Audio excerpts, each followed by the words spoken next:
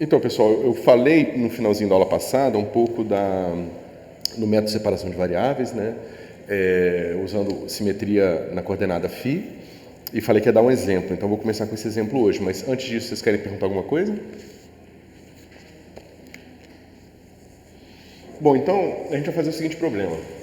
A gente tem uma esfera, tá? Com um certo potencial aqui, V1, tá certo? Normalmente a gente vai manter a simetria, porque a gente vai fazer uma coisa mais simples do que expansão em harmônicos esféricos, tá? Então aqui ela só vai depender de θ, e é por isso que eu estou fazendo no plano, tá? Então veja, você tem aqui o Z, aqui você tem o X, né? E aí você tem uma coisa que só depende desse ângulo θ aqui. Então o potencial, vê, ele vai variar só nesse ângulo que vai andar aqui para fora do quadro, tá bom? Ele é totalmente igual aqui quando você girar, ou seja, se você pegar círculos na sua esfera, esses anéis aqui, esses anéis todos têm o mesmo potencial, tá bom? E dentro dessa esfera, eu vou botar uma outra esfera, tá? Essa aqui tem raio R1 e essa aqui tem a raio R0, tá certo? E aqui eu tenho um outro potencial, V0, que também depende de θ, tá certo? E meu problema é resolver a equação de Laplace. Tá certo? Nessa circunstância, satisfazendo as condições de contorno, que são V na minha borda da bola de raio R0 na origem é igual a V0 de θ, tá? Ou seja, só para deixar explícito que só depende de θ e não depende de φ, né? E o meu V na borda da bola centrada na origem de raio R1 é igual a V1 de θ. Tá certo? Tá certo? Então, esse problema aqui a gente vai resolver usando o método de separação de variáveis, tá? Claro que a gente poderia usar outros métodos quaisquer, mas nesse caso aqui, o método de separação de variáveis, eu acho que ele fica mais exemplificado. A gente viu na aula passada que uma solução particular, quando a gente separa as variáveis, vai depender de L, porque é aquele índice inteiro que foi necessariamente escolhido para que os polinômios de Legendre sejam bem comportados, tanto no Polo Norte quanto no Polo Sul, né? E a gente viu que a parte em R se resolve usando aquele outro método de resolução de EDO mais simplificado, que você resolve com uma lei de potência, né? E a gente descobriu que isso aqui fica assim: A R elevado a L mais B R L mais 1, tá certo? Vezes o polinômio daquele L. Né? Isso aqui é o que a gente estava chamando, para vocês lembrarem, de Mi, tá certo? Até aqui tudo bem? Isso foi o resultado que a gente obteve na aula passada, né? Aqui, claro, tem que depender de L. Uma solução qualquer, né? Nesse caso, como função de R e θ, naturalmente vai ser escrita como um somatório de todos os L's possíveis, tá? De 0 a infinito, de AL, RL, faz BL, RL mais 1, PL, cosseno de θ. Tá? Então aqui, pessoal, a gente vai ter um problema que é, a gente precisa que essas funções aqui, que essa função satisfaça essa equação, certo? Isso a gente já conseguiu. Por que a gente conseguiu isso aqui? Porque a gente construiu V como uma combinação linear de soluções do Laplaciano, tá certo? Então a gente usou separação de variáveis para encontrar um tipo de solução particular, tá certo? E agora, aí justamente entrando naquela parte da matemática mais profunda, né? Supondo que essas funções geram uma base completa, tá certo? Ou seja, de forma de que qualquer função de R θ que satisfaça a equação de Laplace possa ser escrita como combinação linear delas, certo? A gente constrói a solução geral, fazendo essa suposição, certo? Que pode ser provada matematicamente. Serão constantes livres, quaisquer. Qualquer escolha de constantes A e B satisfaz isso aqui. Porque lembra, a gente viu que esse cara vezes esse cara é uma solução. Lembra quando a gente encontrou a equação para VR? A gente viu que ela podia satisfazer lá uma lei de potência, e essa potência podia ser L ou menos L menos 1. Então, isso vezes isso é uma solução da equação de Laplace, e isso vezes isso também é uma solução da equação de Laplace. Tá certo?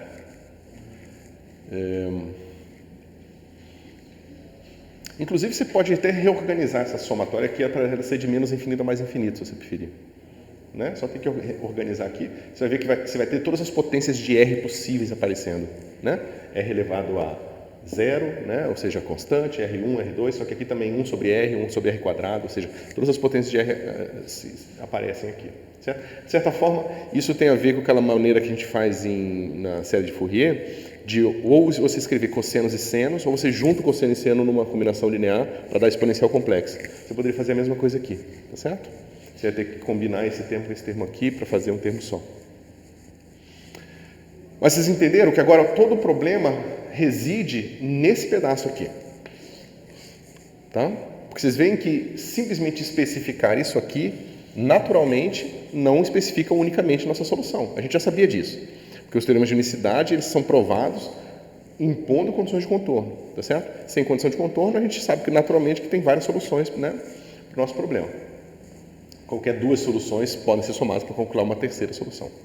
Tá? Então a gente vai calcular a condição de contorno, ou seja, a gente vai falar que V calculado em R0, mais para qualquer θ, tem que ser igual à condição de contorno, que é essa função dada, tá? V0 de θ é uma função dada.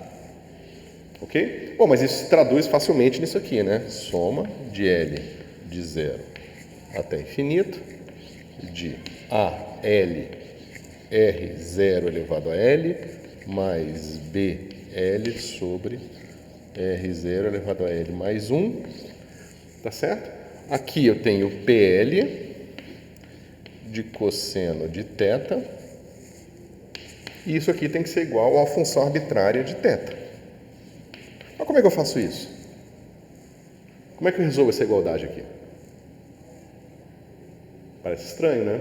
Eu estou somando um monte de funções aqui na esquerda e aqui eu tenho uma função só. Tá certo? Agora, se vocês pensarem que na verdade eu estou igualando dois vetores e que esse cara aqui forma um vetor num certo espaço, como é que você iguala dois vetores? Você pode usar o produto escalar, né, para igualar componente a componente, certo? Que é exatamente o que a gente vai fazer.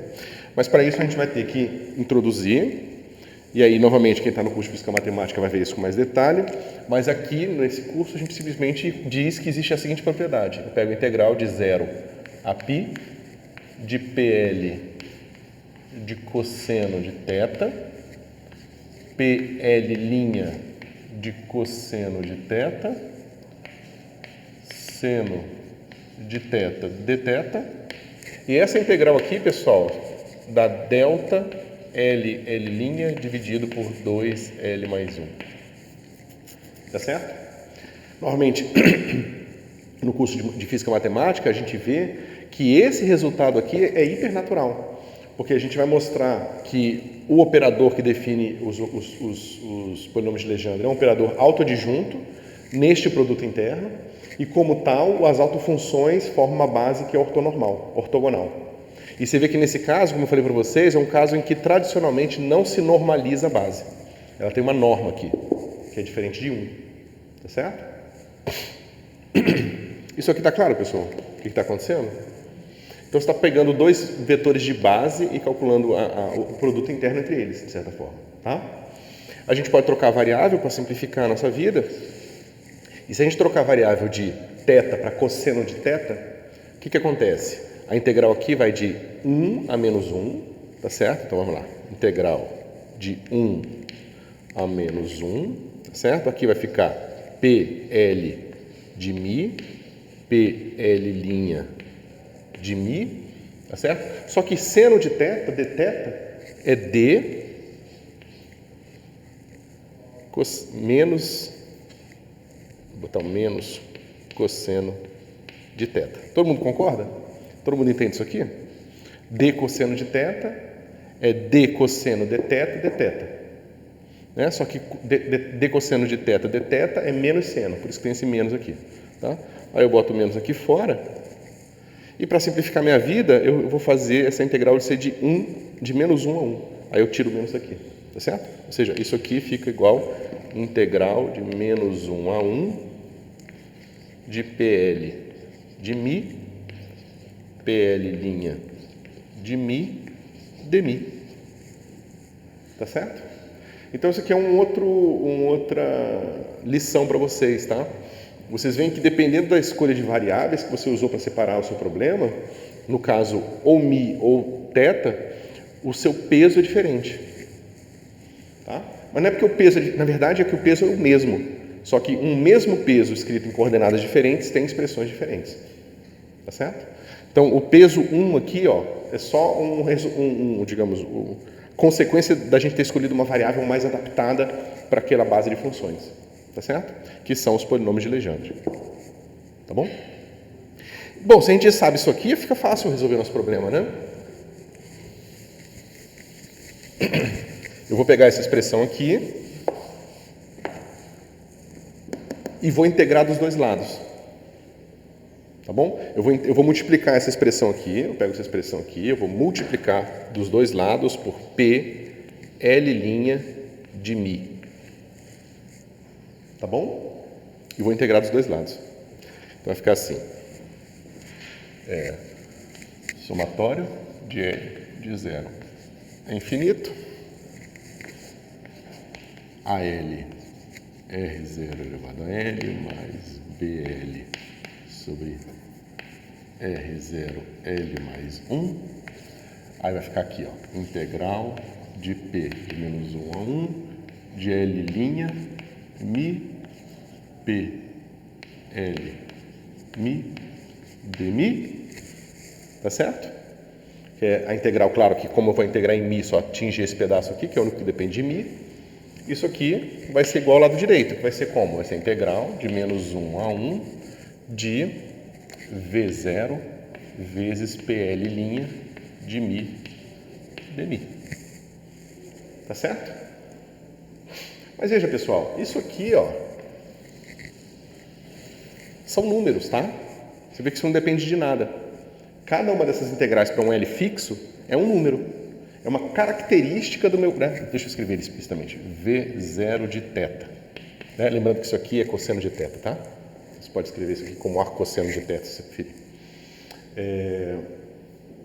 Então, você vê que isso aqui são números, tá certo? Ou seja, desta função de θ eu vou extraindo uma sequência de números que nada mais são do que as componentes dessa função, né? Quando você vê essa função como um vetor no espaço de funções, esses caras aqui te dão as componentes naquela base, que é a base dos polinômios de Legendre, tá certo? E a gente dá um nome para isso aqui. Eu vou chamar esse negócio aqui de 2V0L sobre 2L' mais 1. Tá certo? Da mesma forma que a gente faz assim, ó, isso aqui é equivalente, pessoal, a falar que V escalar E J é igual a VJ. É a mesma coisa, eu só estou dizendo que esse cara aqui eu vou rotular assim, de forma que a minha própria função pode ser escrita como PL cosseno de θ, né, vezes V0L.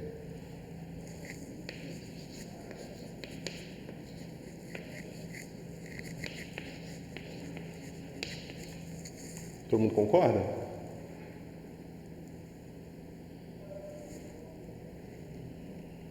Aqui, na verdade, eu teria que provar uma coisa um pouco mais complicada para provar essa volta aqui, tá?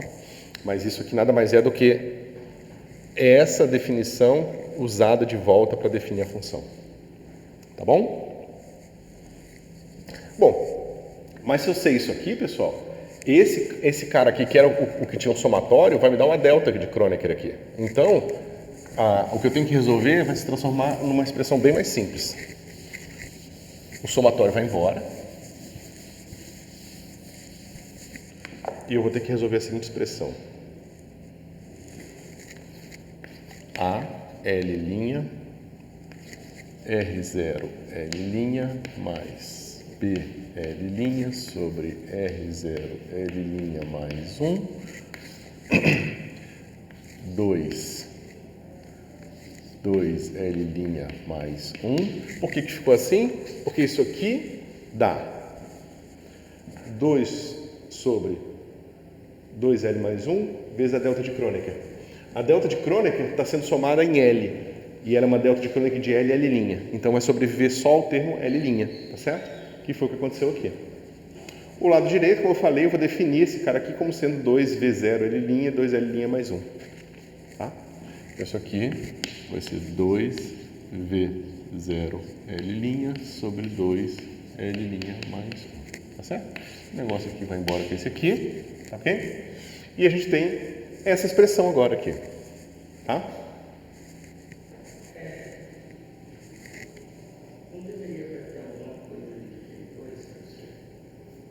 Como é que é? Do lado esquerdo da equação tem 2 sobre 2L mais 1. Isso. Deveria ter algum outro termo ali?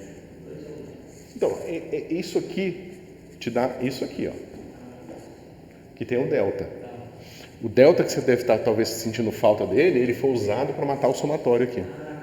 Na hora que você somou aqui, você pegou 0 L', 1 L', 2 L', L', que é o único que sobrevive. Depois L' mais 1 L', que dá 0 e assim por diante. Tá certo? Então, olha que interessante. O nosso problema de resolver uma igualdade que envolve infinitos termos com uma função se transforma no problema de resolver infinitas equações algébricas simples. São equações muito simples, né? Porque agora eu tenho que descobrir quem é o meu AL e o meu BL, eu tenho uma equação para cada AL e BL, tá certo? Só que eu tenho uma segunda condição de contorno, que para todos os efeitos é idêntica a essa aqui, tá certo? Só que aqui, em vez de aparecer a função V0, vai aparecer a função V1, tá certo? E analogamente eu defino as coeficientes dela como sendo V1L, tá certo? Então eu tenho uma segunda equação, que é essa aqui. Eu vou já tirar o linha, tá? Não tem por que a gente carregar esse linha aqui. Eu tenho essa outra equação aqui, VL, agora é R1L mais BL dividido por R1L mais 1. Isso aqui tem que ser igual a V1L.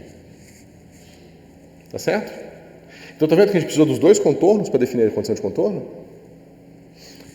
Se o nosso R1 vai para infinito, por exemplo, que é essa casca que eu apaguei já aqui, mas que é a casca externa, então a gente sabe que o potencial lá só faz sentido se a gente botar ele igual a 0, tá certo? Então a gente tem que botar esse cara aqui igual a 0, esse cara já vai para 0, então a gente sabe que o AL tem que ser 0, por exemplo, tá certo? Mas só para a gente manter o nosso caso, a gente vamos nos ater ainda nas duas cascas esféricas com um raio finito, tá certo? Então a gente tem que resolver essas duas equações juntas aqui. Não é difícil, tá? O que a gente faz? A gente vai multiplicar esse cara aqui, né? Tá vendo que esse cara aqui tem AL R0L, esse cara tem AL R1L. Se eu multiplicar esse cara aqui por R1L e esse cara por R0L, esse termo fica igual a esse. Aí eu faço isso e subtraio para obter B, tá certo? Então eu vou obter assim, BL vai ser igual a R0L mais 1 V1 dividido por 1 menos... Aqui eu já fiz uma organização na conta, tá, pessoal? Vocês fazem do jeito que vocês gostarem mais. 2L mais 1 mais... Aqui era R1, desculpa, tá? E aqui vai ser R0, L mais 1, V0,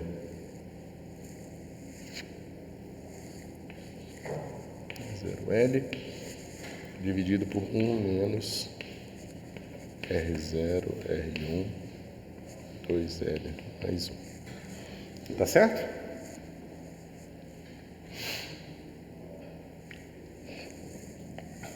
Agora você vai fazer uma continha bem similar.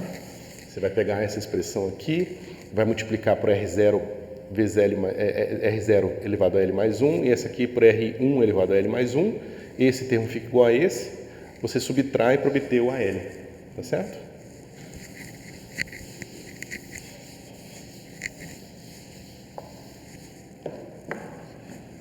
E aí você obtém aqui AL igual a R1 L mais 1 V1 L dividido por R1 2L mais 1 menos R0 2L mais 1 menos R0 L mais 1 V0L dividido por R1 2L mais 1 menos R0 2L mais 1. Deixa eu ver se eu fiz certinho. Isso. Tá certo? Então, pessoal, pronto. A gente sabe escrever agora a nossa solução. A gente sabe, então, que o nosso problema geral vai ser escrito como V de θ e R vai ser escrito como somatório de L de 0 até infinito. Aí aqui, é claro, eu não vou escrever esse negócio porque vai ficar enorme, né? Mas é esse AL aqui, vezes R elevado a L, tá certo? Mais o meu BL dividido pelo R agora, L mais 1. Tá? O R qualquer agora. Esses caras aqui vão depender de Rzão 0 e Rzão 1, tá? Esse aqui é o R qualquer, tá bom? E aí sim, PL de Mi. Tá certo? Então pronto, a gente tem todos os nossos ALs e BLs estão definidos, né? Dadas as condições de contorno, a gente tem uma solução única aqui, como assim, da forma que a gente esperava. Ok? Então, só para ficar ainda mais concreto na cabeça de vocês, vamos fazer a seguinte escolha. Vamos dizer que o nosso V0, 0, seja igual a alfa, e o nosso V0, L diferente de 0, seja igual a 0. Tá? Primeiro, vamos interpretar geometricamente. O que quer dizer isso aqui? Quer dizer que o nosso Vθ aqui só tem o V00. Mas se tem só o V00, então aqui só tem o P0. Quem é P0? Vocês lembram do problema de Legendre número 0? É 1, isso. Então, esse cara aqui, ó, é uma constante. Significa que a casca interna tem um potencial constante na casca inteira. Tá certo? Isso aqui está dizendo isso. Que a casca interna tem um potencial constante. E aí, para fazer uma coisa interessante, a gente vai falar o seguinte. A gente vai falar que o nosso V11 é igual a beta. E o nosso V1L diferente de 1 é igual a 0. Então, você vê que o único termo que vai aparecer aqui vai ser beta vezes P1. Só que quem é P1? P1 de Mi. Vocês lembram? É Mi, né? Então, vai ser simplesmente proporcional ao cosseno de θ. Então, o outro potencial é um potencial que varia com cosseno de θ. Tá certo? O que é cosseno de θ se você multiplicar por R? É Z. Tá certo? Então, é um potencial que depende linearmente com Z. Só isso. Maior aqui, menor aqui. Certo? Bom, se você incluir isso no seu problema e você escolher, por simplicidade, R0 igual a 1, sei lá, metro, tanto faz, R1 igual a 2 metros, tá certo? Você vai ter que seu resultado vai ser dado pelo seguinte: A0 é igual a... Aí você substitui aqui 1 aqui, 2 aqui, substitui o L, faz tudo bonitinho, você vai encontrar aqui o seu A0 é igual a menos alfa, o seu A1 é igual a 4 beta sobre 7, tá certo? O seu B0 vai ser igual a 2 alfa e o seu B1 vai ser igual a menos 4 beta sobre 7. Tá certo? Então, finalmente, a gente tem aqui o nosso resultado.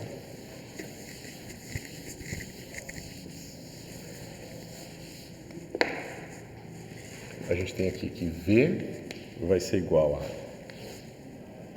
menos alfa mais 2 alfa sobre R P0 de Mi, tá certo?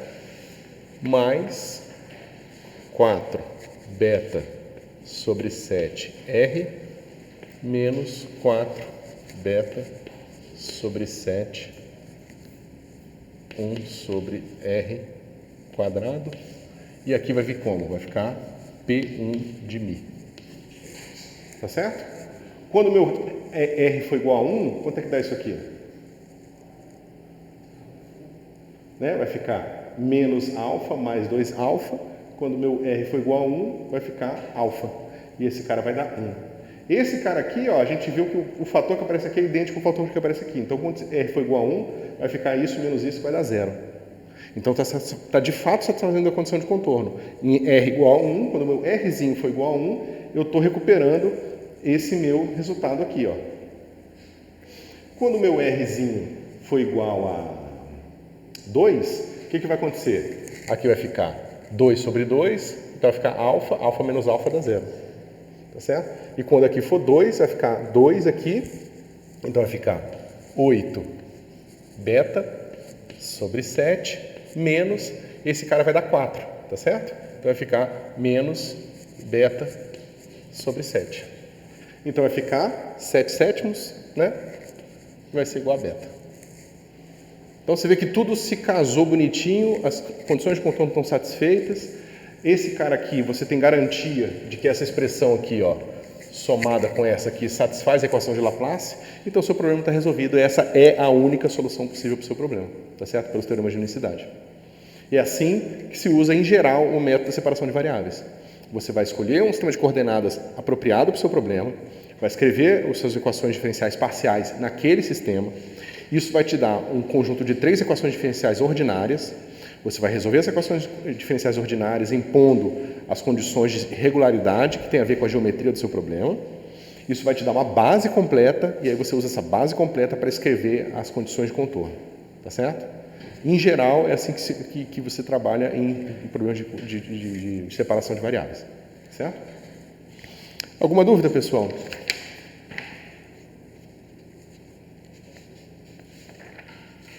Isso vocês vão ter que fazer, né, treinar um pouquinho. Eu aconselho fazerem um exercício que tem no Griffiths, depois talvez na lista tem, acho que tem exercício de separação de variáveis também, que é com coordenadas cilíndricas, tá? Que aí é um sistema de coordenadas tridimensional, mas que o laplaciano não é tão difícil de resolver. Não envolve os harmônicos esféricos, tá? Eu acho que na outra vez que eu dei o curso eu passei alguma coisa com parabólicas cilíndricas, um sistema de coordenadas mais maluco assim. Eu não sei se o quão útil seria isso, não. Talvez no curso de física matemática.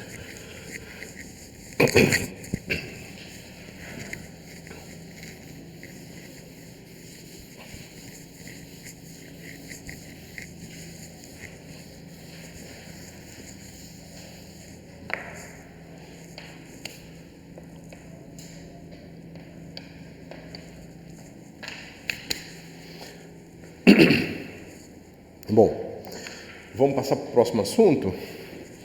Então, aqui está todo mundo tranquilo em relação a isso? Foi ilustrativo o suficiente, imagino. Então, vamos começar com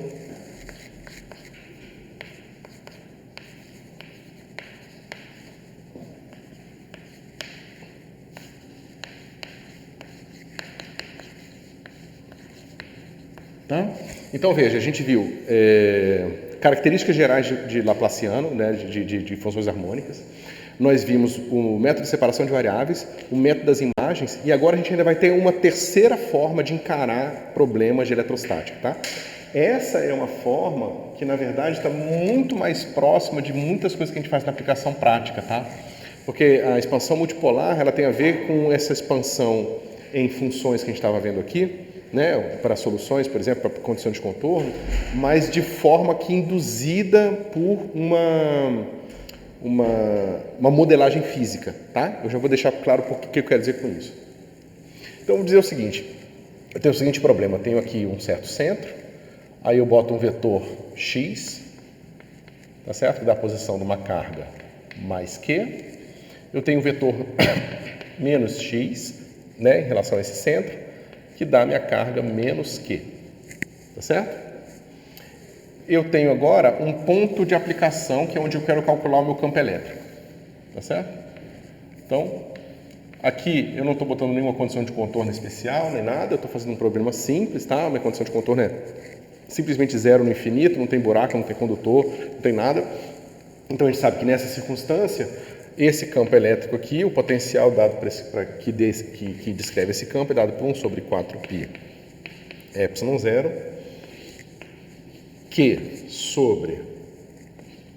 Aí eu vou fazer o seguinte, eu vou pegar esse vetor aqui, que é o vetor que vai do centro até o ponto de aplicação, que eu vou chamar de R. Tá certo? Então a gente tem o quê? Que o campo elétrico causado por essa carga aqui vai ser o vetor de deslocamento daqui para cá. O vetor de deslocamento dali para cá é o quê? É R menos o X. Todo mundo concorda? Menos, porque aqui a carga é menos que módulo de R menos, só que o vetor que dá a posição dessa carga aqui é o menos X. Então fica menos x, fica mais x aqui. Tá certo? Bom, pessoal, aqui os dois termos são importantes e, em princípio, não tem nenhuma razão para eu querer misturar esses termos aqui, digamos, numa característica única, tá certo? Porém, se eu considerar a situação física, onde eu sei que essas cargas aqui têm uma distância d, no caso 2D, né? 2D, que é muito pequena, quando comparada com a distância que eu vou calcular o campo elétrico formado por elas, eu posso me valer deste princípio de modelagem física para simplificar meu problema, tá certo? Eu estou supondo que a distância entre as cargas, 2D, vai ser muito menor do que a distância que eu vou calcular o campo elétrico formado por elas. Tá? E esse tipo de aproximação de expansão multipolar, ele vai sempre partir de um princípio físico desse tipo, tá certo? Alguma escala é muito menor que a outra, né? Aqui, no caso, uma das escalas é a distância que eu vou calcular o campo elétrico e a outra escala é a distância entre as cargas. Tá bom? Beleza. Vamos fazer a continha. Essas cargas têm o mesmo módulo? Mesmo módulo. Isso. É o mesmo valor Q aqui. Tá? Pode ser, o Q pode ser negativo, tá? Mas por simplicidade a gente escolhe sempre o Q positivo para a gente saber de cara onde está a parte positiva e negativa, tá bom? Então, pessoal, a gente tem o quê? A gente tem esse cara aqui, que é o R mais ou menos X, tá certo? R mais ou menos X escalar R mais ou menos X vai ser igual ao quê? Vai ser módulo de R quadrado mais módulo de X quadrado, né? E aí eu vou ter esse vezes esse e esse vezes esse, né? Isso aqui vai ser simplesmente mais ou menos 2 vezes módulo de x, módulo de r, cosseno de θ, onde esse cosseno é o ângulo aqui entre o meu x e o meu r, tá? Lembrando que esse ângulo é igual a esse ângulo aqui, tá certo? Por isso que é sempre o mesmo cosseno aqui, só muda mais ou menos, né? Porque um ângulo está aqui e o outro ângulo está lá. Até aqui tudo bem? Então, vocês veem que tem um certo balanço aqui, que as duas escalas importantes para a gente, no momento que a gente reescreve o módulo quadrado desse vetor aqui, dessa forma, elas aparecem sempre com igual peso. Tá? Agora eu vou me valer da minha escolha de modelagem física, de que eu estou dizendo que o meu raio, que é o módulo desse cara aqui, que eu estou chamando agora, que eu vou chamar simplesmente de R, tá? Para poupar a notação, ou seja, eu vou chamar R, vai ser o nome que eu vou dar para o módulo do vetor R, tá bom? Então eu vou botar esse cara em evidência. Isso aqui vai ficar assim, ó, R quadrado, tá certo? 1 mais, lembra, esse cara aqui eu falei que tem módulo D, que é essa distância daqui para cá. Então vai ficar assim, d ao quadrado sobre r quadrado, mais ou menos, aqui tem um r e aqui tem um d. Quando eu dividir por r quadrado, vai ficar o quê? 2 dividido por d sobre r cosseno de θ. Tá certo? Então, se eu pensar do ponto de vista de uma aproximação para resolver meu problema, qual o termo mais importante aqui dentro desse parênteses? 1. E o segundo termo mais importante? É esse aqui, d sobre r. O terceiro termo mais importante, d ao quadrado sobre r quadrado. Você pode pensar, inclusive, nisso como uma série, em que cada termo tem uma importância menor do que o outro nessa aproximação. Tá certo? Então, levando a cabo essa ideia, a gente tem que... Isso aqui é o módulo quadrado, tá? Eu quero, na verdade, um módulo e eu tenho 1 sobre esse negócio, tá bom? Então, eu vou começar fazendo o seguinte. Módulo de R mais ou menos x é igual, aí eu vou botar aqui, raiz de 1 menos d sobre r cosseno θ mais d quadrado sobre r quadrado. Tá certo? Se eu expandir esse cara em primeira ordem em d sobre r, quanto que fica essa expressão? Se eu fizer a série de Maclaurin, dessa expressão em termos de potências de d sobre r. Né? Como é que é o primeiro termo da série de Maclaurin? Eu pego d sobre r e tomo igual a 0. Então vai ficar como? Vai ficar 1. Tá certo? O próximo termo da série de Maclaurin é a derivada desse cara aqui em relação a d sobre r. A derivada desse cara vai ficar como? Vai ficar mais 1 meio, tá certo? Desse negócio aqui, tomado em d sobre r igual a 0, que é 1, né? Vai ficar 1 sobre raiz disso, né? Mas 1 sobre raiz de 1 é 1, né? Vezes a derivada interna. Quanto é que é a derivada interna aqui? Vai ser menos 2. Aí eu estou derivando em relação a d sobre r, então d sobre r some, cosseno de θ, mais 2 vezes d sobre r.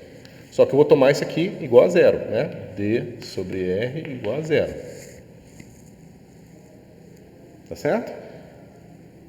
Então, isso aqui vezes d sobre r. Todo mundo acompanha? Então, isso aqui vai ficar como? Cadê você? 1. Desculpa, pessoal. Aqui é mais ou menos. Então, aqui, ó, eu não acompanhei, tá?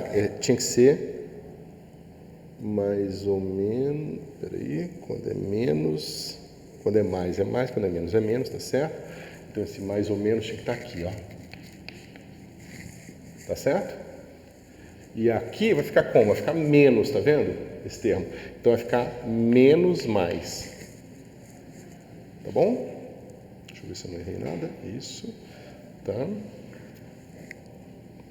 Mais, menos, mais, cosseno de θ, d sobre r.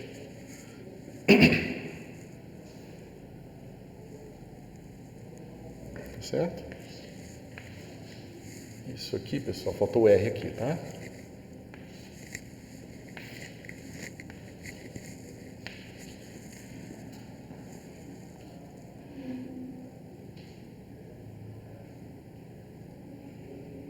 Ok?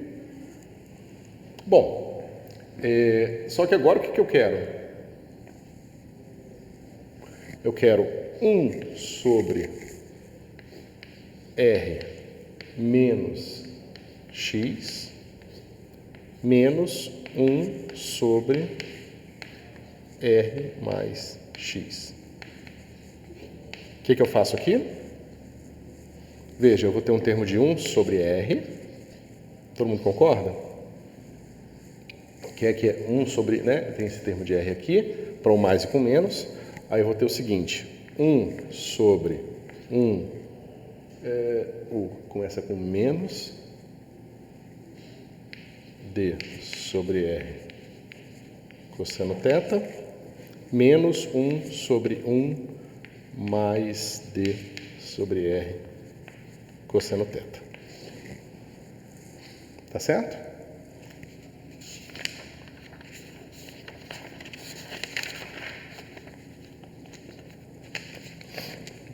ver se está certo. Isso.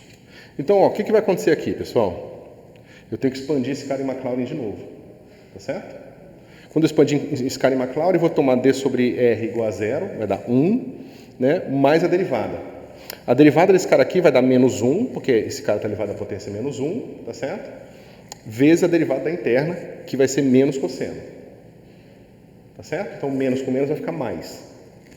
Esse termo aqui, ó, tem que prestar atenção aqui. Deixa eu fazer os dois pedaços explicitamente, só para, porque eu tenho uma coisa a se entender aqui que é importante.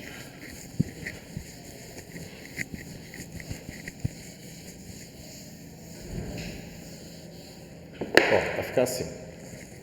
1 sobre R menos X menos 1 sobre R mais X. Tá certo? Isso aqui vai ficar assim. 1 sobre R. O primeiro termo ali da expansão vai ser 1. Tá certo? Aí a derivada desse cara aqui vai ser menos 1, né? Vezes a derivada interna, que vai ser menos cosseno. Então, menos com menos fica mais cosseno. Então, fica assim. Mais cosseno de θ d sobre R.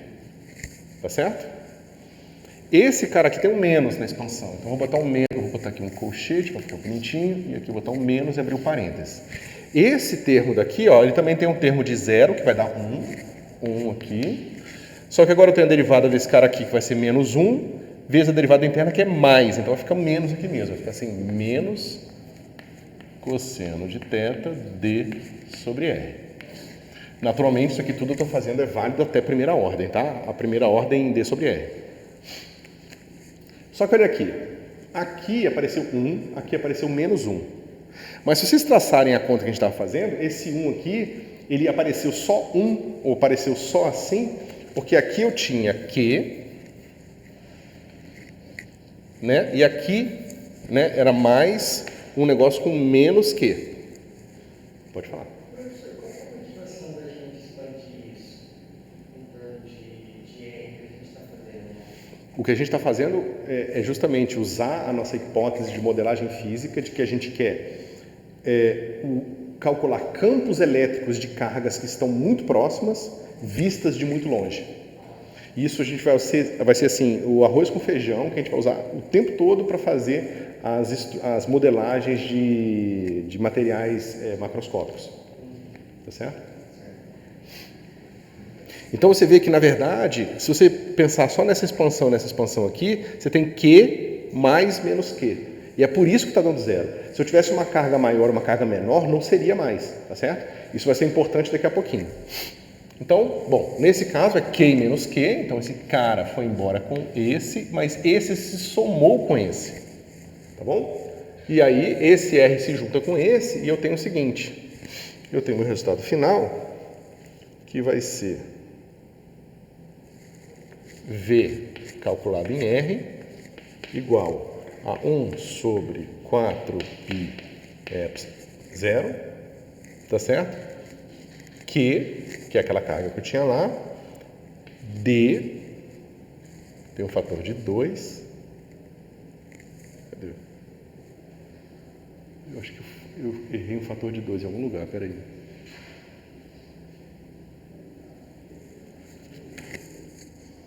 Isso mesmo.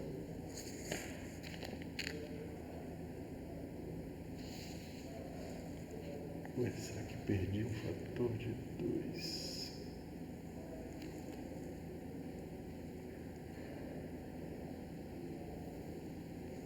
Que engraçado.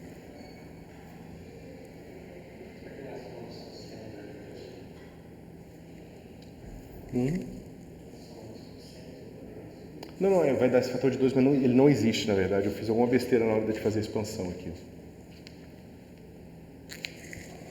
Peraí, tem um fator de 2 ali mesmo.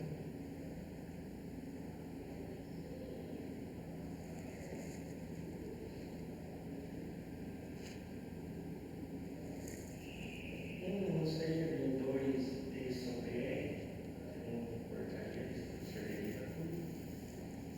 Então, aqui fica 1, né? Então, aí... Só um segundo, pessoal, que eu fiz alguma besteira aqui, alguma bobagem. Só para terminar aqui, tá? A gente vai descobrir como é que a gente tira esse 2 daqui, mas vai ficar assim. Cosseno de θ dividido por r ao quadrado, tá? Então, só para não quebrar aqui a lógica da explicação, veja, esse meu potencial agora, ele não depende da carga total do problema, ele depende dessa coisa que é Q vezes D, e aqui, ó, ele cai com R ao quadrado, tá certo? Então é um potencial que é diferente do potencial de uma carga simples, que cai só com 1 sobre R, tá certo? Agora deixa eu só ver qual a besteira que eu fiz. Isso aqui, eu posso botar 1 sobre isso, não tem problema nenhum, eu posso fazer a expansão direto.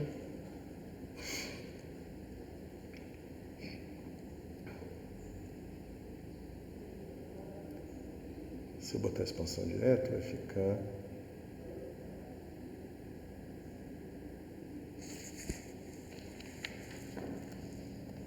Deixa eu ver aqui.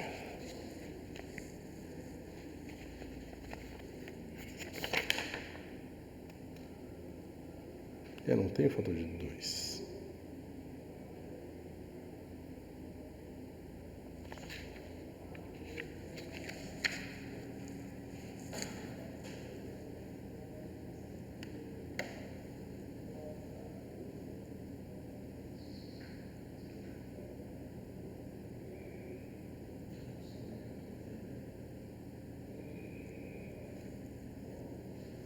É que eu estou na dúvida se eu errei nas notas ou se errei agora no quadro, entendeu? Eu preciso checar aqui.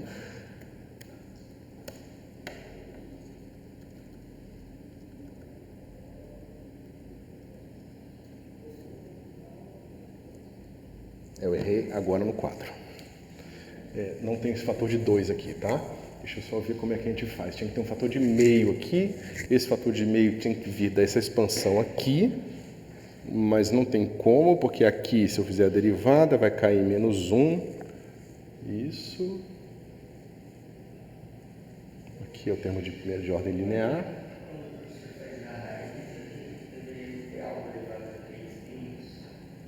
Como é que é? Quando o professor deriva a raiz, não teria que ter algo elevado a 3 meios ali? Não, sim. Bom, é que a derivada desse negócio aqui, em relação a D, vai ser o argumento todo elevado a 3 meios, né? Mas quando você toma isso em D sobre R igual a 0, isso vai dar 1 elevado a 3 meios. Então, não importa. Tá certo? É que eu fiz primeiro a expansão desse cara aqui, aí eu calculei 1 sobre ele, que eu peguei 1 sobre esse termo aqui, e depois expandi 1 sobre ele. É isso que pode ser a besteira que eu estou fazendo. Deixa eu só pensar aqui. Se eu não tenho o direito de fazer isso, porque eu achava que eu tinha, peraí. Esse cara, calcular 1 sobre... Quer ver? Porque, digamos, a maneira mais precisa de se fazer isso é fazer isso aqui direto. Ó. Deixa eu refazer a conta do outro jeito, aí eu penso qual que tá certo. Porque o que eu tenho é isso aqui, ó, 1 sobre módulo de R mais ou menos X. Tá certo? E esse cara aqui é 1 sobre R, 1 sobre raiz de 1 mais ou menos 2D sobre R. É 2 mesmo, né? Porque isso...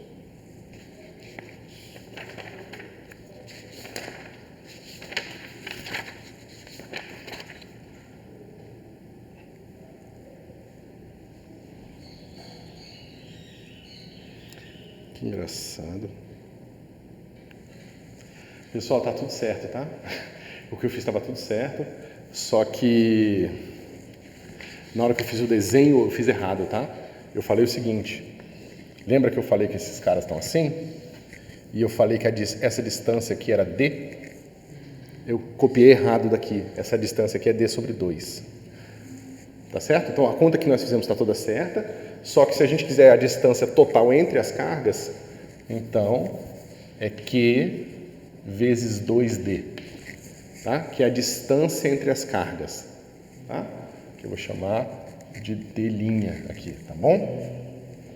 É porque eu copiei errado, a conta toda estava toda certa, tá? Tá certo, só que com D igual a metade do negócio, tá bom? Então, o que a gente descobriu é que, nesse caso, o potencial calculado em R é igual a 1 sobre 4π epsilon zero, que a distância linha, que é a distância entre as cargas, cosseno de θ dividido por R quadrado. Tá certo? Então, assim, se o meu D sobre R for pequeno o suficiente, quando eu olhar um átomo, e um átomo tiver, por exemplo, um átomo de hidrogênio neutro, ele tem um próton e um elétron. Do ponto de vista do átomo, a distância entre o próton e o elétron é muito pequena. Eu estou observando um negócio que eu estou, sei lá, 3 metros de distância do átomo. Entendeu? Então, o meu D sobre R é distância entre o próton e o elétron dentro do átomo, e R é a minha distância de 3 metros. Então, vai ser uma distância de 10 a menos algumas coisas metros, 10 a menos 9, sei lá, não lembro mais ou menos o raio médio do elétron, né? Eu acho que é alguma coisa assim, 10 a menos 9 centímetros, metros, alguma coisa assim. Então, é 10 a menos 9 dividido por sei lá, 10 a 3, entendeu? Então, é um número realmente muito pequeno. Então, para todos os efeitos, quando eu olhar um átomo e quiser medir qualquer campo elétrico que ele vai emitir, eu só vou ver esse pedacinho aqui. Aí você pode falar, mas espera um pouquinho, professor, isso aqui vai ser muito pequeno, porque é a carga, uma carga, né, quantizada, olhada de longe. Mas quando a gente vai fazer uma modelagem macroscópica, eu não vou estar olhando para um átomo, eu vou estar olhando para um monte de átomos. Tá certo? Então, eles vão ter, sim, campo elétrico. Só que eles, individualmente, eles não produzem esse pedaço de monopolo. Tá certo? Mas eles individualmente, por mais que sejam neutros, eles vão ter um momento de dipolo associado a eles. E esse momento de dipolo vai ser o cara que eu descrevo e vai ser aquilo que eu observo no laboratório. Tá certo? Agora vamos fazer essa conta de um jeito melhor, né? Porque desse jeito aqui está muito, digamos, manual. Vamos tentar encontrar uma estrutura mais geral.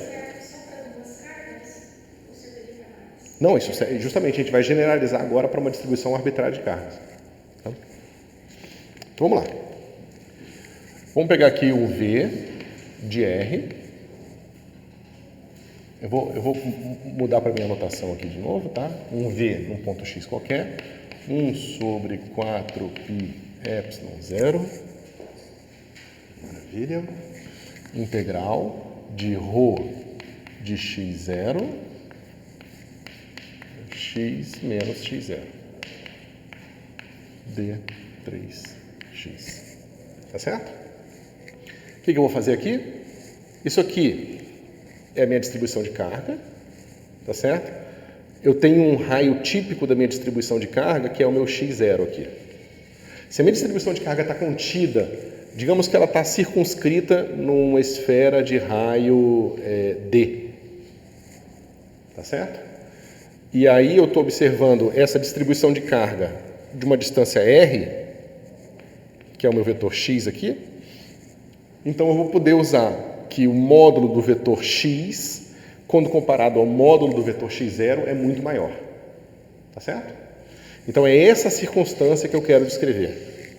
Tá? Uma distribuição de carga com uma escala típica, e essa escala você pode definir de alguma forma. Por exemplo, você pegar a menor esfera que escreve a sua distribuição de carga. Tá? Você pega o raio dessa esfera e compara o raio dessa esfera com a distância que você vai observar naquela distribuição de carga. Tá bom? Bom, se eu sei disso, o que eu posso fazer aqui embaixo? Eu posso escrever aqui que x menos x0, módulo quadrado, vai ser aquilo que eu já tinha antes, né? Vai ser módulo de x quadrado mais módulo de x0 quadrado, menos 2 vezes módulo de x, módulo de x0, cosseno do ângulo entre esses caras. Tá certo? Beleza. Então, eu posso usar essa aproximação aqui. Eu vou chamar esse cara de R. Eu vou chamar esse cara de R0, né? Então, isso aqui é R quadrado, R0 quadrado, R0, tá certo? E aqui cosseno de θ. Tá bom? Então, esse cara aqui, ó, módulo de x menos x0 quadrado, vai ser igual a R quadrado. E aqui eu vou ter assim, 1 mais R0 sobre R quadrado, menos 2 vezes R0 sobre R cosseno de θ. Tá certo? Mas veja, isso é a mesma coisa que eu tinha antes, né? Eu tinha aqui, inclusive com o fator 2, que se manteve corretamente comparado a outro caso, tá? Então, eu posso pegar e expandir esse termo de 1 sobre módulo de x menos x0. Tá certo? Isso aqui, ó, eu posso pensar que é assim, ó, 1 sobre r. E aqui eu vou ter assim, raiz de 1 mais epsilon. Tá certo? Onde epsilon é tudo isso aqui, que eu vou dizer que é pequeno. Tá bom? Para simplificar minha conta. Até aqui tudo bem, pessoal? Eu estou só agora fazendo a coisa de uma forma um pouco mais organizada.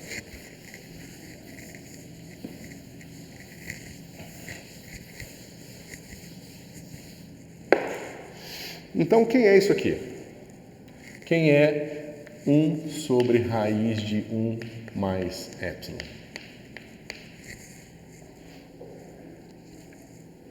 É 1.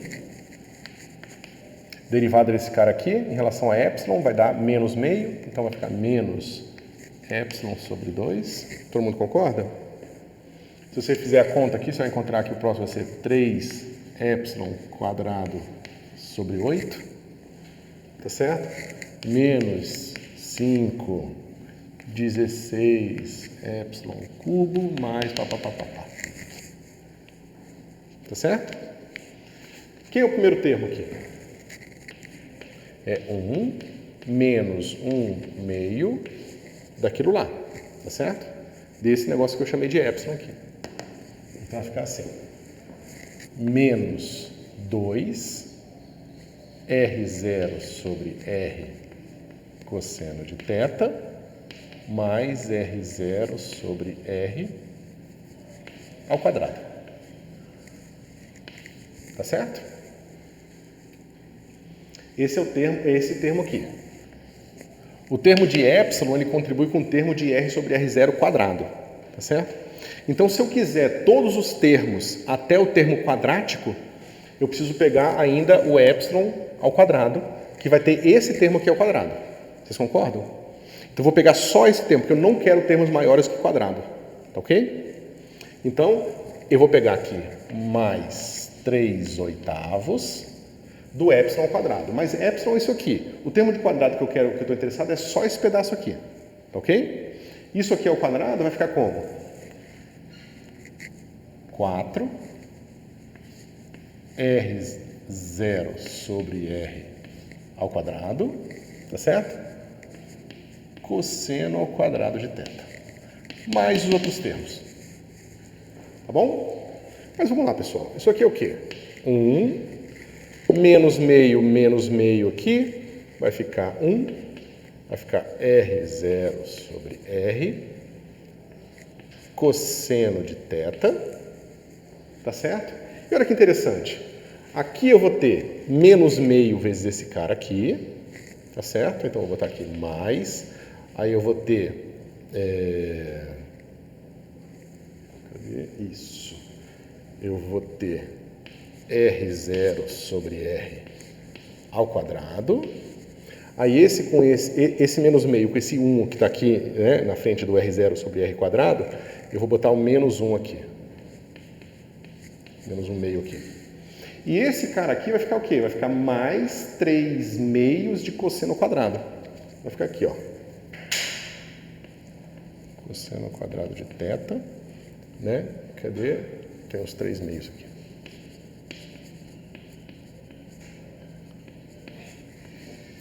Tá certo? Mais os próximos termos aqui. Vamos ver quem tem uma boa memória. O que é isso aqui?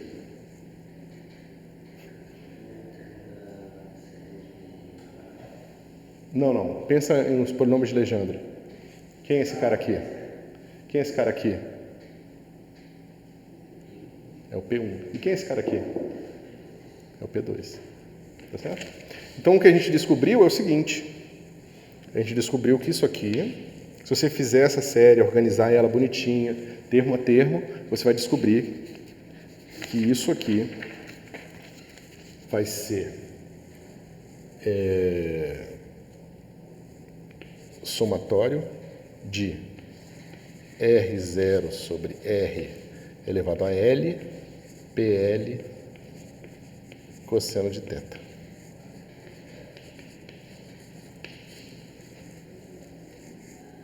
Tá certo? Não é surpresa, tá, pessoal? Parece que tem acontecendo uma mágica que eu tô fazendo aparecer por nome, parece um show de mágica que o cara tá tirando o coelho de todos os lugares, né? Mas na verdade é porque os polinômios de Legendre, como eu falei para vocês, eles carregam essa informação sobre a geometria do problema. Então não é surpresa que o problema com a mesma geometria esteja mostrando para a gente os mesmos polinômios de novo, tá bom? Então agora que você expandir esse negócio aqui, eu posso substituir, né? Eu tenho esse 1 sobre R que está aqui extra, eu tenho esse cara aqui que eu acabei de aprender como é que eu expando ele, eu posso juntar essas minhas informações e calcular aqui o meu V em geral.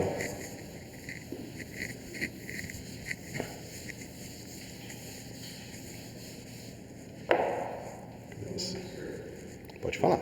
O PDL já dá aquele caráter do expoente do cosseno? Como é que é?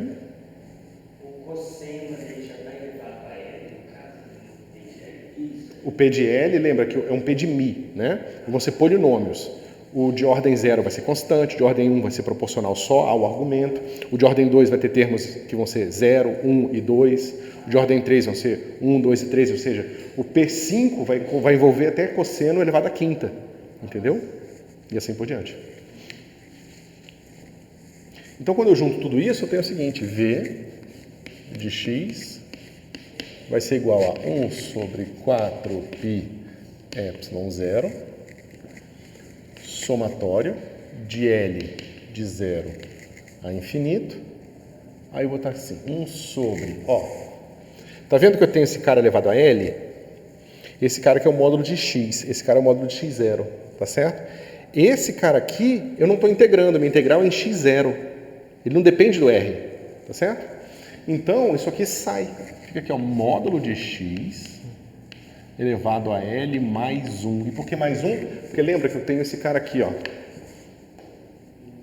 que multiplica isso aqui. Tá certo? Então fica L mais 1. Agora sim, integral de módulo de x0 elevado a L PL de cosseno de θ.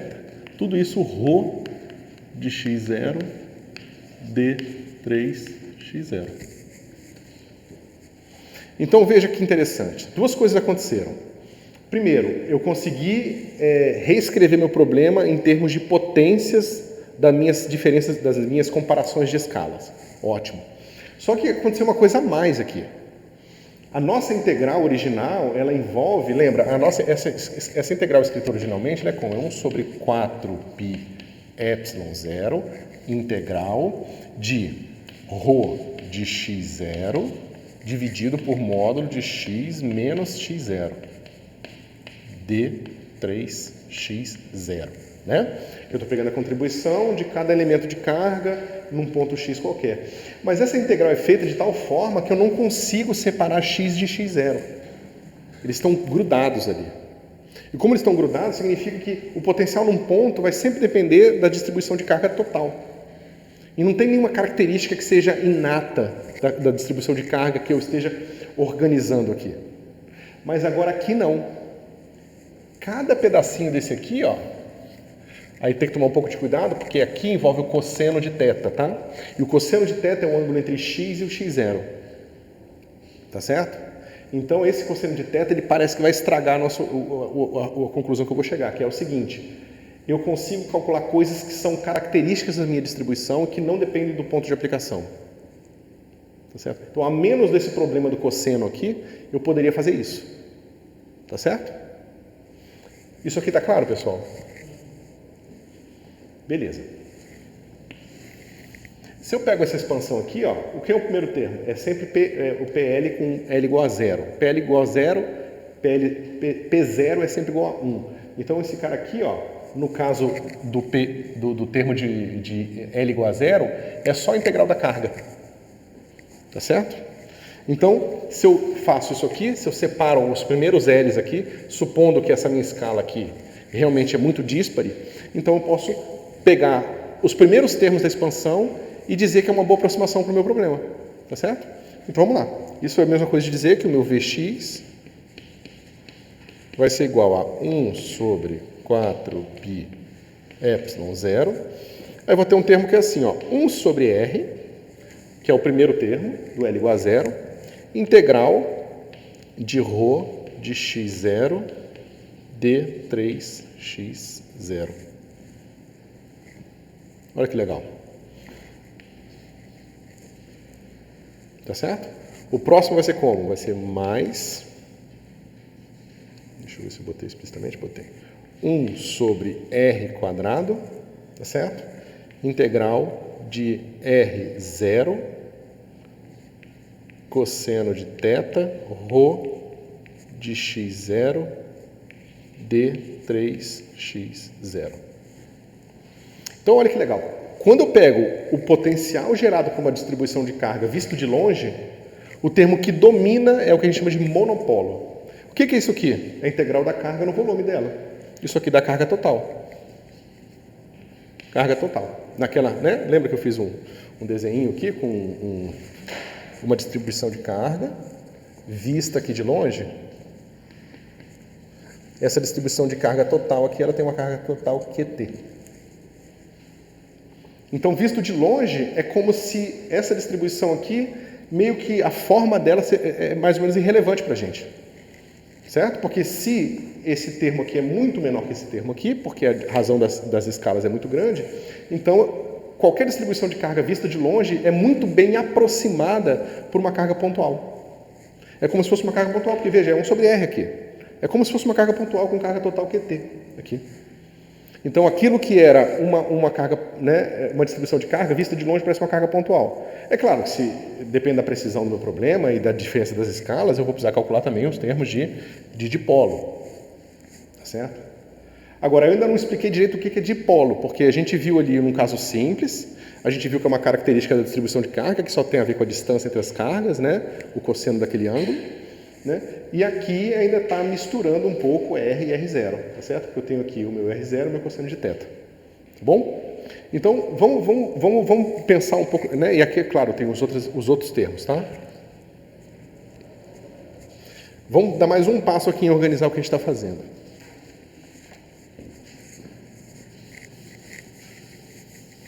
Ah, e outra coisa importante. Se a minha distribuição de carga aqui tem carga total zero, o que eu vou ver de longe? Só esse termo aqui, né? Então, quando você está descrevendo coisas que são neutras, mas que têm distribuição de carga, mesmo sendo neutras, de longe, elas vão causar um campo elétrico. Só que esse campo elétrico vai ser muito mais fraco, porque ele vai cair com o quadrado da distância e não só com a distância. Tá certo? Mas vamos pensar nessa integral aqui. Quando eu estou fazendo uma modelagem e no meu modelo, microscopicamente, eu tenho distribuições de carga, mas distribuições de carga com carga total zero, quando eu olhar de longe, eu ainda vou ver campo elétrico sendo causado por aquela distribuição de carga. A gente está nessa noção, aquilo ali é neutro, então não gera campo. Não, gera sim, só que gera outros tipos de campo. E esses campos, né, que vão ser, por exemplo, campos dipolares, que vão ter menos intensidade, porque agora o campo dipolar, a intensidade dele cai com o quadrado da distância. Se fosse uma distribuição de carga hiperespecial, que não tem monopolo e também não tem dipolo, eu só iria ver o quadrupolo. E aí eu só iria ver esse pedaço que cai com um cubo da distância. E assim por diante. Entendeu? Ok. Então, vamos olhar aqui esse pedacinho da nossa integral. Então, a gente tem um termo que é assim. 1 sobre R quadrado integral de R0 cosseno de θ, ρ de x0, dx0. Tá? Bom, eu posso fazer o seguinte, aqui está em coordenadas esféricas, está envolvendo o ângulo entre os vetores, né? E aqui é uma integral que estou escrevendo em coordenadas cartesianas, então eu posso simplificar isso aqui, reescrevendo tudo em termos de coordenadas cartesianas. Como é que eu faço isso? Eu multiplico e divido por R, né? E vai ficar assim, 1 sobre R ao cubo. E aqui vai ficar assim, integral de R0, cosseno de θ. O ρ de x0 d 3x0.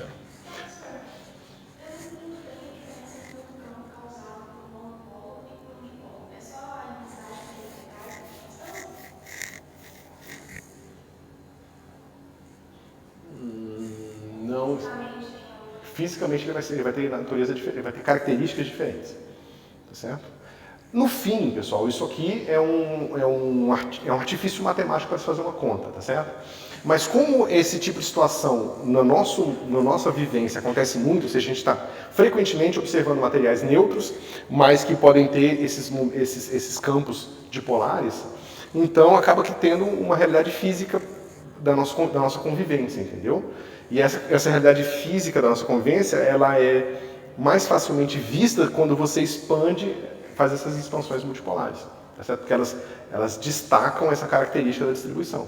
Mas você poderia sempre ignorar tudo e fazer sempre só essa conta aqui, ponto final, ignorar o fato de que essa conta pode ser bem aproximada, pegando toda a carga, botando no centro e chamando de monopolo, pega toda a carga, calcula uma integral que a gente está organizando aqui, chama de dipolo e fala que cai com quadrado. Isso é um artifício, entendeu? Mas que ele resulta em coisas observáveis, porque esse tipo de observação de objetos neutros, olhados com escala pequena, vistos de longe, acontece muito no nosso dia a dia, no nosso laboratório. Então, para a gente descrever materiais dielétricos, a gente vai precisar desse tipo de coisa aqui. Tá certo? Então agora, veja, eu tenho R0 cosseno de θ. Mas quem é R0 cosseno de θ? Né? É 1 sobre R ao cubo, integral de x escalar x0. Tá certo? Rho de x0 d 3x0. Mas agora aquilo que eu queria fazer, eu vou conseguir. O produto interno, ele é linear, tá certo? Então, ele pode sair da integral. Então, eu posso fazer o seguinte, eu posso dizer que isso aqui vai ser x. Aí, eu vou dividir aqui, isso aqui é módulo de x, né? Então, só por simplicidade, eu vou pegar aqui módulo de x ao cubo, produto interno com uma integral de x0, ρ de x0, d3x0. O que esse tipo de integral lembra vocês, pessoal?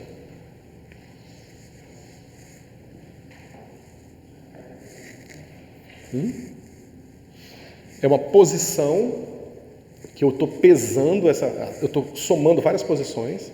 Né? Eu somo todas as posições e divido pelo número de posições que eu somei. Eu tenho uma média ali, né, daquelas posições. Eu tenho uma posição média, certo? Só que como se eu estivesse fazendo essa posição média aqui, pesada pela carga. Isso é tipo um centro de massa, seria um centro de carga aqui, uma coisa do tipo, tá certo? Isso está claro, pessoal? E esse cara agora aqui, ele não depende de mais nada. Ele não depende de x. Ele é totalmente independente, mas ele deixa de ser um escalar e passa a ser um vetor. Tá? E esse vetor aqui é o que a gente chama de momento de dipolo. Tá certo? Então eu posso pegar uma distribuição de carga, da distribuição de carga eu vou calcular o quê? Uma carga.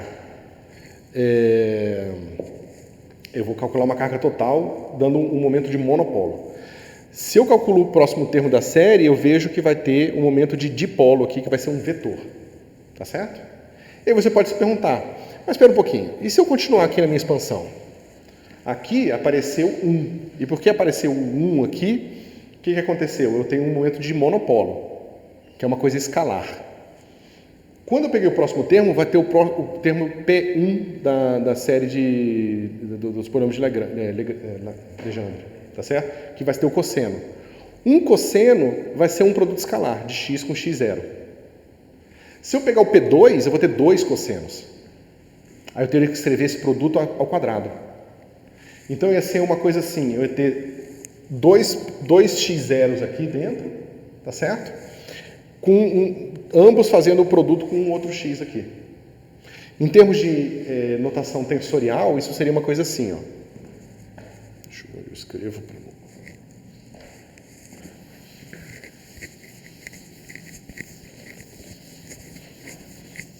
Em termos de notação tensorial, aquilo ia ser uma coisa assim.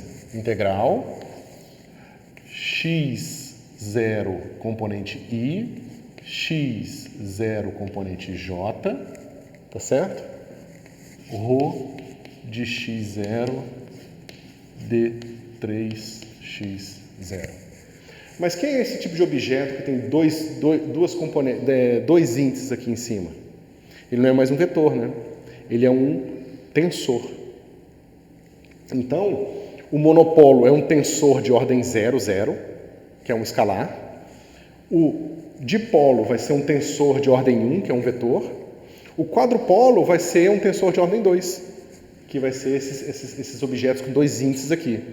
Né? O octopolo com 3, e assim por diante. Então, a gente está fazendo uma expansão tensorial de uma distribuição.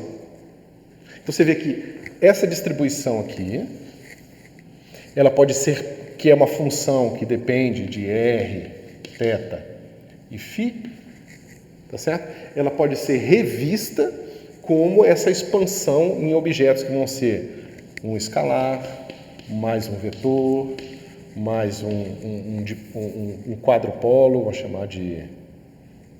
Pô, eu já usei o Q ali, mas vamos chamar de T, I, J, né? Depois eu tenho um T, I, J, K e assim por diante. Tá certo? De certa forma, aquele trabalho que você está fazendo com o Thiago é isso, né? Você está fazendo essa expansão, só que o ALM, quando o seu L é igual a 1, ele é um vetor.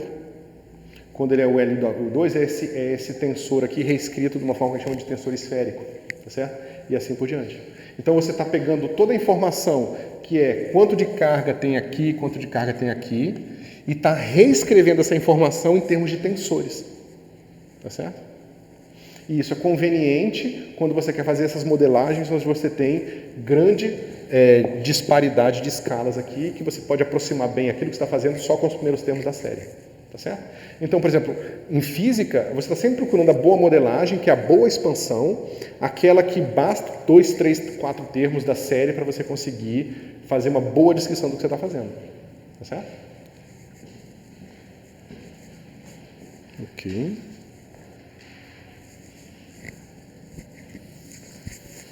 Isso aqui é só uma parte, tá? A gente não vai ver momentos de quadrupolo e maiores, não. Tá?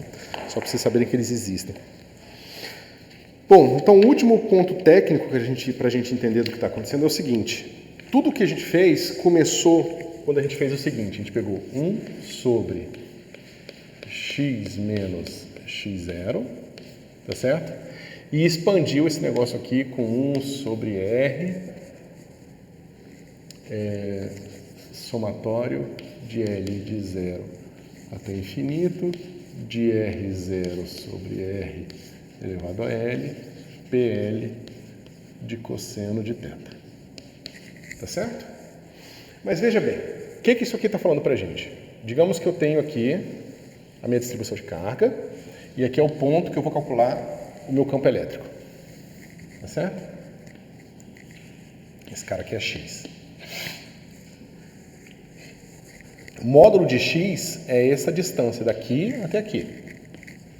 E um x0 que está integrando aqui dentro, tem o módulo x0 que é um ponto aqui dentro, tá certo? Só que veja, tem uma dependência que se vocês não prestarem atenção, vocês não veem, mas ela está aqui, de onde eu escolhi a origem. Tá certo? Se eu escolhesse a origem aqui, o meu x aqui ia ter esse módulo, e o meu x0 ia ter esse módulo aqui, ó, que poderiam ser quase iguais, se eu escolher mal a minha origem aqui. Então, se eu escolher bem a minha origem, essa série converge rápido, e se eu escolher mal a minha origem, essa série nem precisa convergir, entendeu? Então, a gente tem que tomar cuidado com isso, porque mesmo que isso seja um problema óbvio quando a gente bota a origem aqui, ainda vem a pergunta, e se eu, em vez de botar a origem aqui, eu botar a origem aqui? É uma pergunta razoável. As coisas continuam convergindo, mas os meus termos mudam, tá certo? Então vamos fazer isso, tá certo? Vamos falar o seguinte, a gente vai pegar esse termo, 1 sobre x menos x0, eu vou escrever ele assim, ó, x menos x1 menos x0 menos x1. Todo mundo concorda que isso é identicamente igual a isso? Tá certo? Só que é o seguinte, se eu faço a expansão aqui e minha origem está aqui, essa série não faz sentido, ou converge muito lentamente, é ruim para calcular. Se eu mudo o meu x1 para ser um ponto aqui, qualquer, a série que eu vou fazer aqui, ela tem hipóteses diferentes, né? Não hipóteses diferentes, mas ela vai ter uma necessidade de adicionar mais termos para convergir diferente do que essa aqui, tá certo? Então eu estou fazendo uma aproximação diferente, de certa forma. Quando eu trunco, se eu truncar essa aqui em L igual a 5 e truncar essa em L igual a 5, eu estou fazendo aproximações diferentes, tá bom? Então eu posso simplesmente pegar esse cara aqui, pensar que esse cara é um vetor y, e esse cara aqui é um vetor y0, tá certo? E eu faço a mesma expressão que eu tinha aqui. Então isso vai ficar como? Vai ficar 1 sobre módulo de x menos x1 elevado a nada, isso, somatório de L de 0 até infinito, de módulo de x0 menos x1, módulo de x menos x1, elevado a L, P, L de cosseno de θ, tá certo? Agora tem que tomar cuidado, porque agora o ângulo é entre esse vetor e esse vetor aqui, tá certo? Beleza. Vou botar um θ barra aqui.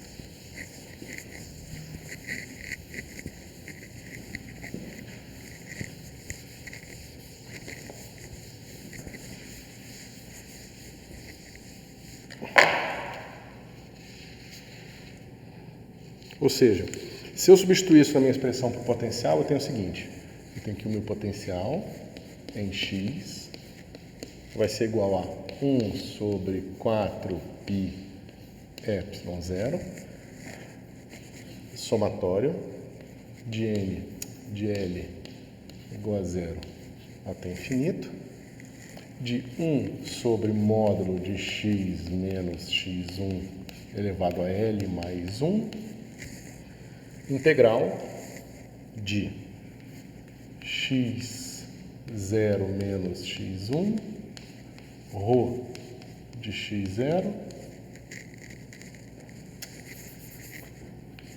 PL de cosseno de θ, barra,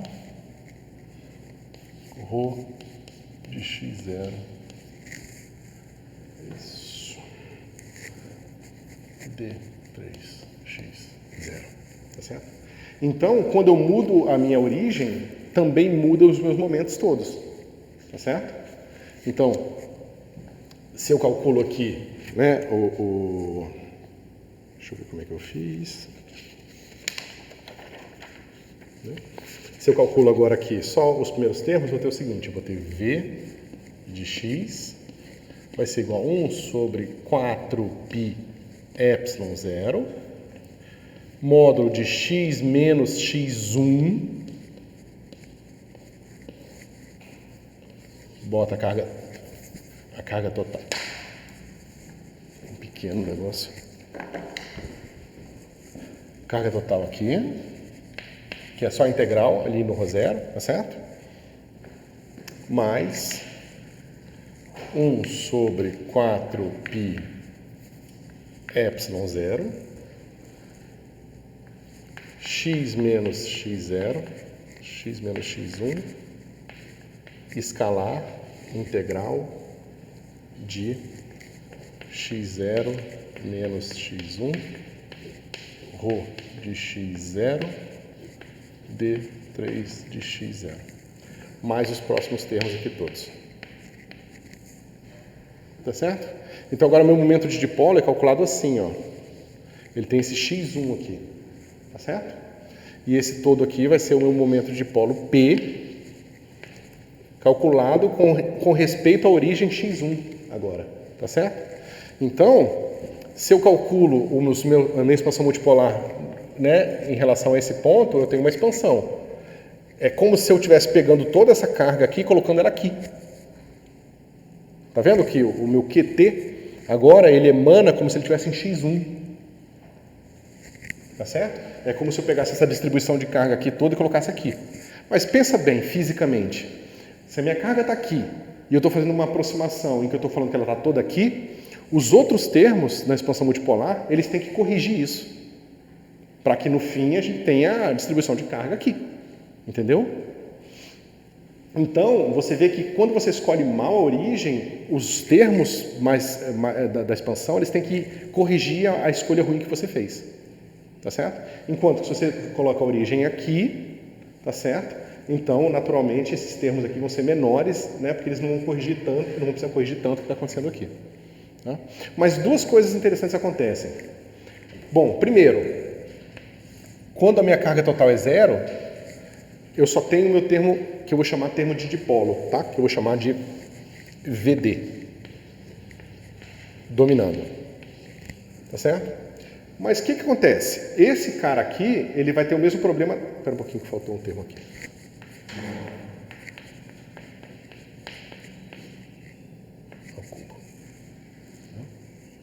Então, a gente vai ter o mesmo problema. Se eu mudar o meu x1, eu estou botando o meu dipolo aqui, aqui ou aqui. Então, meu dipolo muda, tá certo? Só que o momento de dipolo em si, ele independe de x1. Se eu pego essa integral aqui, ó, e separo em dois pedaços, um pedaço com x0 e um pedaço com x1, o pedaço com x1 é constante na integral de x0, então ele sai da integral. Mas eu acabei de falar que eu estou pegando a circunstância onde a carga total é zero.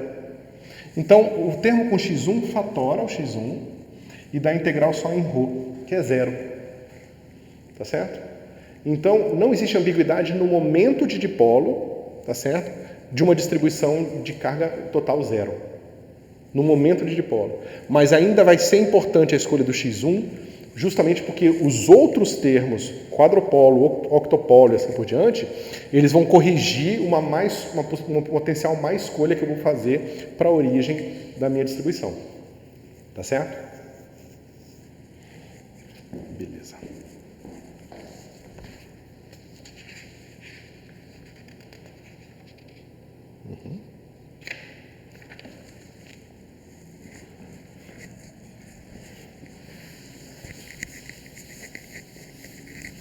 Então, vamos ver aqui só umas duas últimas coisinhas para fechar o assunto. Então, a gente viu que o nosso VD de x vai ser sempre escrito assim, 1 sobre 4π ε0. Aí, esse negócio todo aqui, ó, eu vou escrever como esse meu vetor P, que é uma característica da minha distribuição, tá certo? Então, vai ser assim, P escalar x menos x1 dividido por módulo de x menos x1 ao cubo. Tá certo? E se então eu sei o momento dipolar num ponto da minha distribuição de objetos microscópicos, eu sei calcular, digamos, o potencial total devido àqueles dipolos todos, tá certo? Que basicamente vai ser o que a gente vai ver no próximo capítulo todo, tá? Que é como que você usa esse tipo de descrição como fonte e não mais cargas pontuais como fonte. As suas fontes agora vão ser dipolos localizados no seu material. Que você vai considerar que você considera regiões grandes o suficiente para que dentro dele tenha uma quantidade grande de dipolos, tá certo? Mais que o dipolo é suficiente para descrever o que está acontecendo ali. No sentido de que a escala verdadeira do que está acontecendo microscopicamente é muito pequena comparada à sua escala de posição onde você vai calcular o campo elétrico, tá certo? Naturalmente, a gente pode agora calcular o campo elétrico de um dipolo. É fácil, né? Isso aqui vai ficar o meu nabla, né? Meu gradiente atua aqui, ora atua aqui. Quando ele atuar aqui, vai ser fácil, né? Porque, veja, esse cara vai ser assim, ó, P1x1, P2x2, P3x3. Quando eu derivar esse cara em relação a x1, sobra só P1, tá certo? Então, quando atuar aqui, vai dar o próprio P, tá certo? Cadê? Vai ficar assim, ó, menos gradiente desse cara aqui, x menos x1, escalar P, dividido por 4π ε0 módulo de x menos x1 ao cubo, tá certo? E quando eu atuar aqui, o que vai acontecer, pessoal? Eu vou reescrever esse cara aqui como sendo 3 meios de x menos x1 escalar x menos x1, tá certo? Quando eu calcular a derivada disso, vai cair o 3 meios, tá? E vai calcular a derivada de x1, de x menos x1 escalar x menos x1, tá certo? Que é x menos x1, vezes 3, tá certo? Que você tem uma coisa do tipo divergente, peraí, isso, divergente de x, tá certo? Aparecendo. Espero que, né, façam essa conta para vocês entenderem o que eu estou falando, tá bom? Vai ficar assim, mais 3x menos x1, né?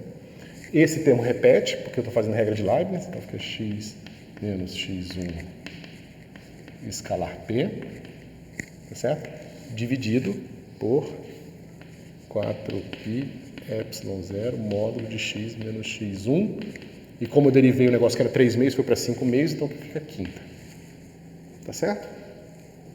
No fim eu tenho isso aqui, campo elétrico, vai ser igual a... Eu vou juntar os dois termos, tá? Vai ficar assim, 1 sobre 4π ε0. É claro que esse eu multiplico, divido por módulo de x menos x1 ao quadrado. E aqui eu faço aquilo que eu falei, isso aqui é simplesmente menos p, tá certo? Então vai ficar assim, 3 vezes x menos x1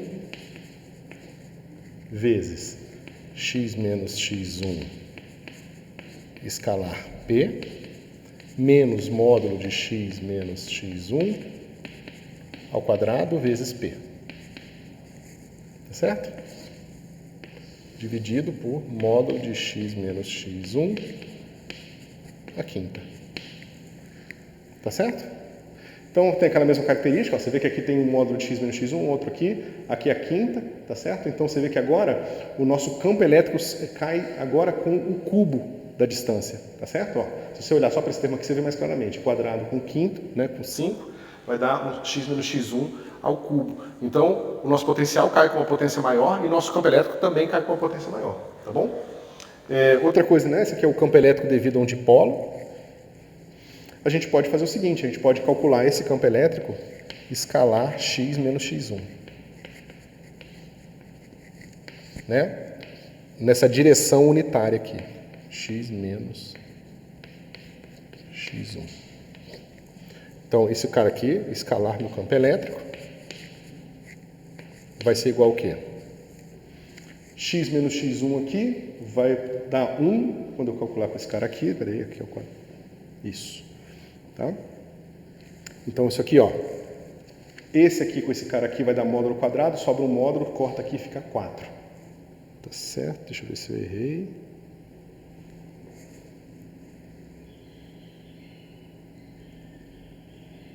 Acho que eu errei. Aqui tava, tá. Deixa eu só ver. Esse aqui vai ficar... Isso, vai ficar 4, tá? Então vai ficar assim, ó. 2 vezes, ó, esse escalar, esse dá módulo quadrado, dividido por 1 dá módulo. 1 com 5 dá, esse cara aqui é 4 embaixo, tá certo? E aqui sobra só esse termo aqui, tá certo? Então vai ficar assim, x menos x1 escalar p dividido por 4π ε0 módulo de x, tem que ser 4, claro, x1 a quarta potência, tá certo? Então esse aqui é o meu campo elétrico na direção x menos x1. Mas o que isso está dizendo para a gente? Digamos que eu botei o meu x1 aqui. Essa aqui é a minha origem, tá certo? E aí meu momento de dipolo aponta para cá. Tá certo? Então, quando o meu x menos x1, né, digamos que a minha origem seja aqui também. Quando o meu x menos x1 aponta na mesma direção, eu tenho o meu campo elétrico sendo máximo aqui. Tá? Então, o meu campo elétrico ele vai apontar para cá. Ele aponta na mesma direção do momento de dipolo. Tá certo? Se eu pego o meu x agora e aponto numa direção ortogonal ao momento de dipolo, isso aqui dá quanto? Dá 0. Então, não tenho campo nessa direção aqui. Tá certo? Então, se você acompanhar aquela continha ali, você vai ver que você vai fazer uma coisa assim, ó. Tá? Em que o meu campo elétrico ele vai fazer isso aqui. Lembra que ele não tem componente na direção radial, então aqui ele tem que apontar exatamente na tangencial dessa aqui, tá certo? E ele vem para cá. E aqui é a mesma coisa, tá certo? Então as linhas de campo, elas se fecham no momento de dipolo, tá certo? Que é fácil de ver se vocês estivessem pensando no dipolo tal qual a gente fez o primeiro exemplo, com uma carga positiva e uma carga negativa e o centro dele aqui. Uma carga positiva mais Q, uma carga negativa menos Q. É claro que a gente vai ter o campo, ele vai ser para cá, tá certo? Porque esse, por mais que vai dar um campo nessa direção, esse ponto está mais próximo dessa carga do que dessa. Tá certo? Então aqui vai sobrar um pouquinho aqui nessa direção. Se você for fazendo a continha, você vai ver que esse cara aqui vai fazer uma coisa assim.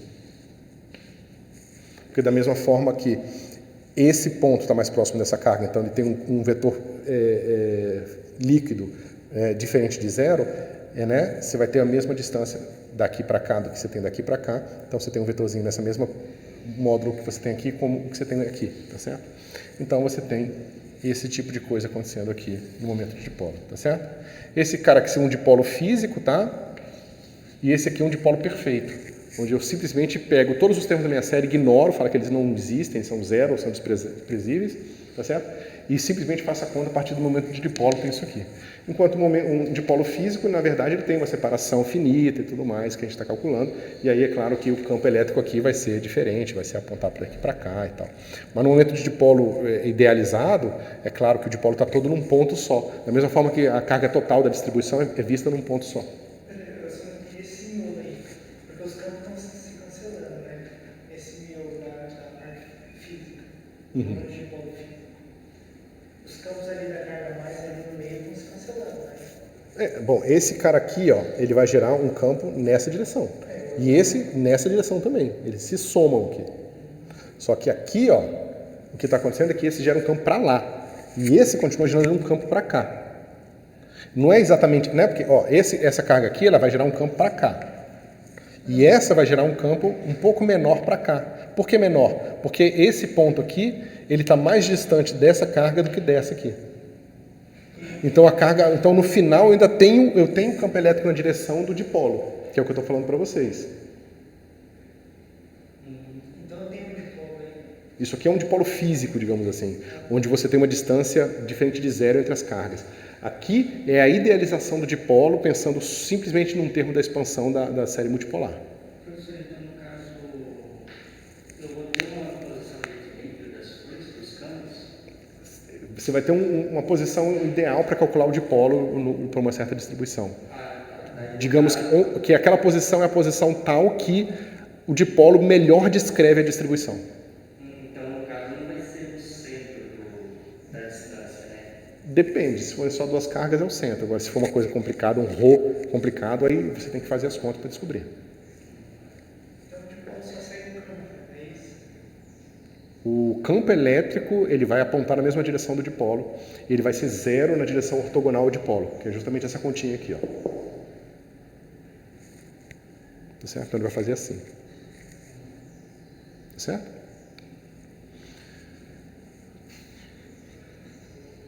É isso, pessoal. Bom, acho que passamos um pouquinho, desculpa.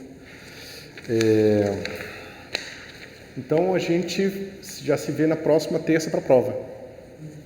Beleza. De FISMAT.